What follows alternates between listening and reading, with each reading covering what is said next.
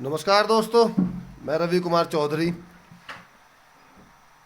यार आजकल बड़ा एक मुद्दा चल रहा है आप लोगों के साथ।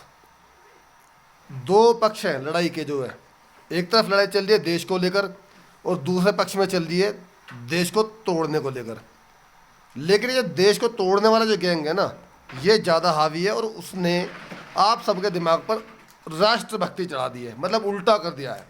वास्तव में जो देश जोड़ने वाले हैं और जो देश तोड़ने वाले हैं, आप लोग इस गलत फहमी में आकर देश तोड़ने वालों के साथ हो चुके हैं।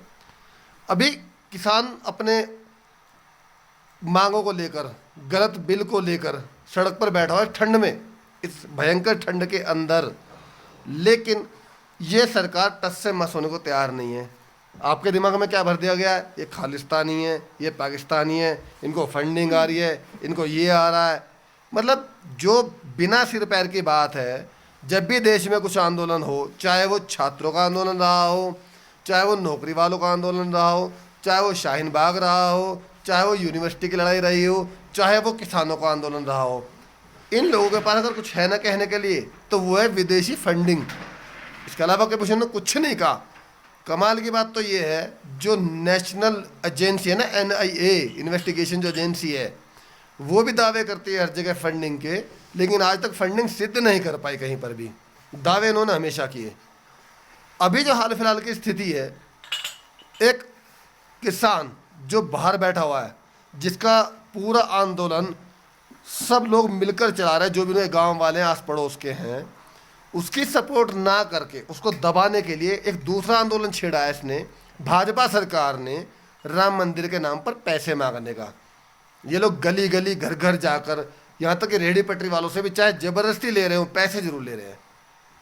क्यों ले रहे हैं? क्योंकि कुछ लोगों ने एक मुहिम छेड़ी थी घर से एक मुट्ठी अनाज लेने की, अपनी विधानसभा में पैसे लेने की, ताकि किसानों को खाना पानी पहुंचाया जा सके टाइम पर, क्योंकि वो लोग तो वहाँ धूप में मर रहे हैं, लड़ रहे हैं।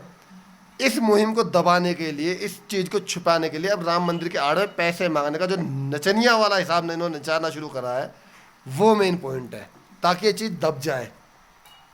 और इन राष्ट्र भक्तों की सच्चाई तो ये है, चीन पूरा क्षेत्र लद्दाख वाला घेर चुका है।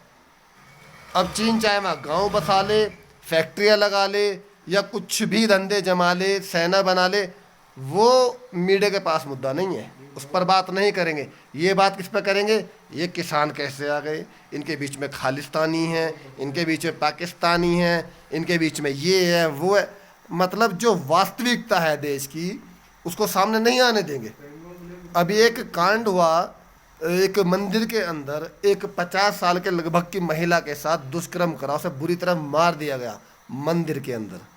मेरे बात समझिए जो मैं कह रहा हूँ, मंदिर के अंदर मार दिया। लेकिन किसी भी अंधभक्त ने या भाजपा वाले ने उस पर एक शब्द भी मुझे कहा हो आप लोगों के सामने, या व्हाट्सएप पे कहा हो, फेसबुक पे कहा हो, तो मैं अपनी बात पूरी तरह से वापस लेने के लिए तैयार हूँ।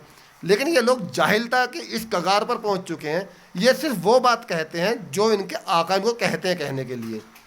अरे मंदिर में जिसका बलात्कार हुआ वो हिंदू नहीं थी क्या भाई? हिंदू हिंदू का जो राग अलापते हो, वो हिंदू नहीं थी? जो हाथरस में लड़की जिसके साथ बलात्कार हुआ, इससे सरकार ने उसका समर्थन करा बलात्कारियों का, वो हिंदू नहीं थी? जो ये ठंड से तड़प कर किसान बाहर बैठे हैं, बारिश में सर्दी में मर रहे, वो हिंदू नहीं है। हिंदू की लड़ाई है ही नहीं, ये कोई टॉपिक ही नहीं है। टॉपिक है सिर्फ बेवकूफ़ बनाकर कैसे पूंजीपतियों के हाथ में सत्ता दी जाए, पूरा देश दिया जाए, कैसे बेचा जाए इस देश को। लड़ाई ये है। एक तरफ पूंजीवाद खड़ा है, एक तरफ देश खड़ा है, और आप लोगों को सोचना है कि आप पूंजीवादों के हाथ में अपना देश देना चाह रहे हैं, या अपने साथ देश को रखकर उसे बढ़ाना चाह रहे हैं। इस जाहिलता से ये जो बकवास करते हैं ना बीजेपी के प्रवक्ता, और ये जितने भी एक्टर उन्होंने भरे हुए हैं, एक्टर ही हैं ये, नेता वेता नहीं है। नेता होते तो देश चला रहे होते। देश में आज सबसे ज़्यादा भुखमरी, बेरोजगारी, सबसे ज़्यादा महंगाई, ये हाल नहीं होते। ये कलाकार है, आर्टिस्ट है, बहुत अच्छे। आप इनको विपक्ष में बैठा दिए, आज नाचना शुरू कर देंगे, ये इनकी महिलाएं नाचना शुरू कर देंगी, ये इनको काम आता है। तो मेरे भाई, मेरी अपील है आप लोगों से सभी से, आप चीन की भी हरकतें देखें, आप पाकिस्तान की भी हरकतें देखें, आप देश में बढ़ती महंगाई को भी समझें, देश की बेरोजगारी को भी समझें, देश में बढ़ती भुखमरी को भी देखें, देश में फिर किसानों के आंदोलन को भी देखें। और आंदोलन को देखने से पहले जरूरी है वो 3 बिल उन 3 बिल को आप पढ़ें, समझें या किसी से पूछें, समझदार इंसान से। क्योंकि भक्त से मत पूछ लेना, ये तो बेवकूफ़ गधे हैं, ये तो फेसबुक पर पढ़ते हैं बस, इससे बाहर की औकात नहीं है। कभी एक किताब भी पढ़ी उन लोगों ने।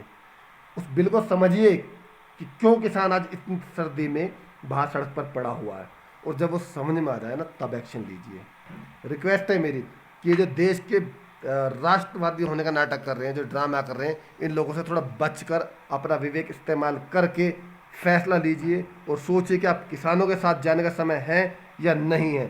और अगर 1% भी लगता है कि किसान सही हैं, तो मेरी रिक्वेस्ट है आप उनके साथ खड़े होइए, चाहे सोशल मीडिया से आप खड़े हों, फिजिकली खड़े हों, जैसे भी मदद कर सकते हैं उनकी मदद कीजिए और ज़रूर कीजिए।